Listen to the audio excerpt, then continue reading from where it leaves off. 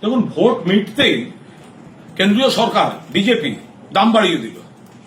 বাণিজ্যিক গ্যাস 993 টাকা এক ধাক্কায় বাড়ল, আর অটোর এলপিজি 7 টাকা।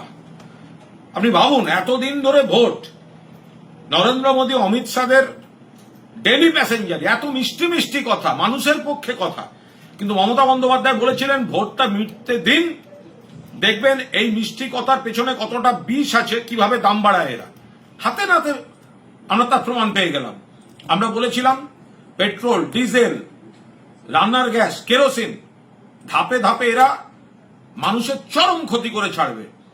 ভোটের সময় এত মিষ্টি কথা, ডেলি প্যাসেঞ্জারি, আর তারপর এরকম চাপ।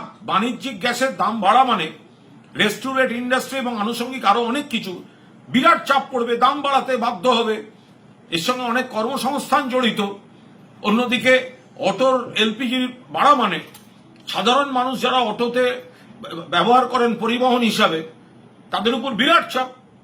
ফলে এই জনবিরোধী বিজেপি, এ তো বাংলার মানুষের সঙ্গে প্রতারণা হলো। এতদিন দেশের সমস্ত নেতারা ঘুরলেন, বড় বড় কথা বললেন, বলতে পারলেন না যে কদিন বাদে আমরা দামটা বাড়াবো।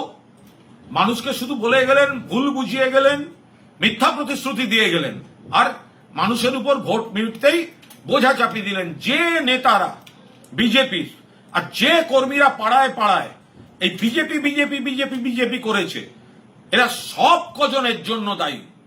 বাংলার মানুষের সঙ্গে প্রতারণা করেছে, দেশের অর্থনীতির তো 12টা বাজাচ্ছেই, আর বাংলায় ভোটের আগে রোজ যাতায়াত, আর ভোটের পরেই মানুষের উপর চাপ বাড়ানো শুরু। সামনে আরো বেশ কিছু আর্থিক চাপের পদক্ষেপ আসতে চলেছে বলে আমরা আশঙ্কা করছি।